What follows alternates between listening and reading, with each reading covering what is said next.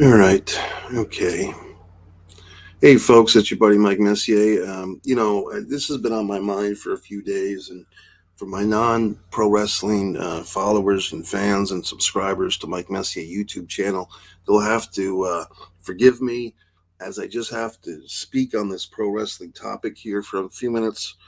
So a big who is that William Regal from AEW has apparently decided to go back to the meat puppet circus where his friend Triple H is supposedly in charge still, although there's reports that Junior McMahon will be on SmackDown, I guess, tonight.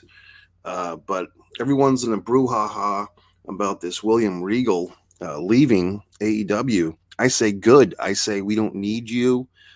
You've been annoying. His promiscuity and his flirtations with Excalibur and Tony Schiavone have been unwarranted and unentertaining. I try to listen to the William Regal podcast. It's the guy has a hard time making a sentence from beginning, middle to end without severe stammering or losing his train of thought. His storytelling is poor. He takes too long to say words, too long in between words. He's not this great talker that everybody thinks. Was he a good wrestler 30 years ago? Sure. I mean, he got stretched by Antonio Inoki in the Clash of Champions. He had a few good matches with Larry Zbyszko and Firebreaker Chip and so forth. But I just don't get it why people are so concerned about this guy whose career has been riddled by demons, as the wrestlers call them, which is basically addictions. Okay. So I just don't see the fascination with this William Regal from the wrestling fans. I don't see why people care so goddamn much about this drunk Britishman. Okay.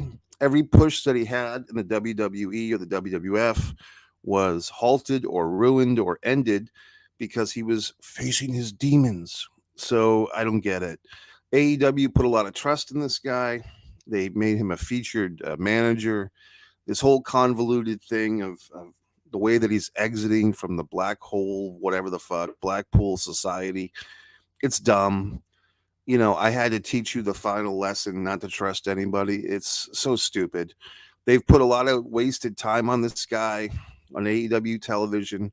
And, for my buddy there, Tony Khan, maybe it's the tough lesson to once again learn. You can't trust these former WWE talents. Let them go to the high school gyms throughout this country. Let them go to the VFWs and wrestle for $200 a night against the local champion and so forth. There's no reason for us as AEW fans to tolerate the cast offs and the remnants of the WWE. We don't need them, they serve no purpose. Saraya had a horrible goddamn match against Britt Baker on pay per view. Horrible goddamn promos leading up to it. CM Punk, we all know what happened with that. He came, he had his muffins, and he left. And now we get the remnants of William Regal. Meanwhile, there's perfectly good AEW talents, the Butcher and the Blade, the Lucha Brothers. They still haven't maximized them. I mean, come on. There's plenty of AEW talent to choose from. People that have been loyal to this goddamn company, people that have built the foundation, and Tony Khan and whoever else is in charge gets so dreamy eyed with these WWE miscasts. They come in and they poison the locker room and they sully the talent pool. And William Regal personifies this. So I don't give a flying shit about William Regal. He was King of the Ring 2007. That was supposed to be like his big comeback, but he blew it because of his demons. So I'm getting a little sick of these goddamn wrestlers with their fucking demons, okay? I mean, if you need to go to rehab for 5 years, do it, but don't come and go as you please, okay, from the squared fucking circle. So that's it. That's my opinion. The pro wrestling fans can debate all they want. They can meme and hashtag themselves into oblivion about this. I don't give a flying shit about what happens to William Regal, if he works behind the scenes at WWE or not. I guess a big deal of this is that a lot of people grew up, or not grew up, but just watched NXT with William Regal as this supposed authority figure for years, and you got it ingrained into your head that he was some type of authority on wrestling. He was reading a script to which he was presented. Okay. Try listening to his podcast, Adam. If you listen to his podcast, you see that it's horrible. It's god awful. Do you think Double J is a double agent inside AEW? Is he recruiting talent to his and Conrad's new wrestling federation? Well, wonderful point, Adam. Very interesting.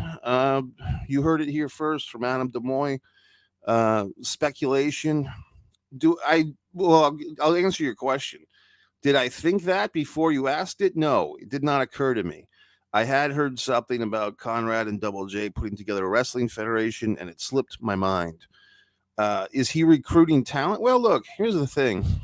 I guess he would have the insider knowledge to what talents contracts would be running up at what time. So in that sense, he would have some insider information.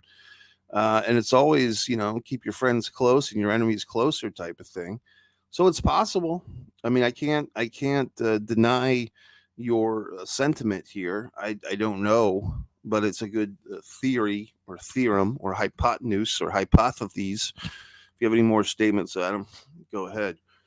But my basic thing is this: I don't care about William Regal. I didn't buy into the whole NXT thing. I didn't sit there and watch Bayley and Sasha Banks wrestle for 47 minutes and William Regal make a big deal about it. So I just know him as the wrestler from WCW, TV title defenses, against Ricky Steamboat, Eric Watts, 15-minute draws. He used to have Bill Dundee walk him to ringside, which most fans probably don't remember. But to put so much emphasis on this guy who's not even a working wrestler, I just don't understand it. I really don't. I don't see the fascination with him. Yes, he's a good talent, but I think people just convolute in their mind that he's worth more than he is. The Jim Ross used to say, if you could buy him for what he's worth and sell him for what he thinks he's worth, you'd make a nice profit. I agree. Regal's podcast is the drizzling shits, as Brett would say, the drizzling shits. He was better when he was a drunk pillhead. Exactly. You try to listen to this Gentleman Villain podcast. It's god awful. He didn't even show up for his most recent podcast. They had the podcast without him. I just don't get it. There's just a lot of emphasis for a guy that doesn't wrestle anymore. You know what I mean? I just don't understand it. I think the fans are idiotic.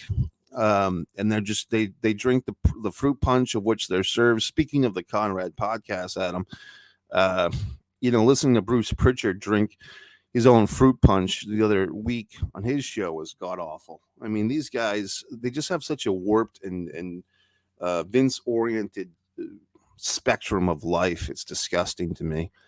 Just where free thought goes to die, Titan Tower. So that's it, folks. Let William Regal go back to WWE. Let him sharpen Triple H's pencils. Let him carry Stephanie McMahon's purse. Do whatever he fucking wants to do.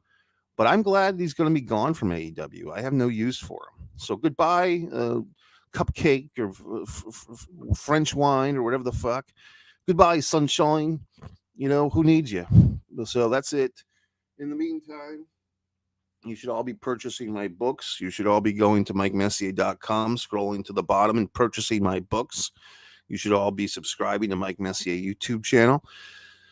Thanks, Adam, and for everyone else who watched. And for the non-wrestling fans, there's plenty of stuff on subscribe to Mike Messier YouTube channel for you to enjoy as well. Schtick Man, Disregard the Vampire, Mike Messier documentary. And now I'm going to crack my neck.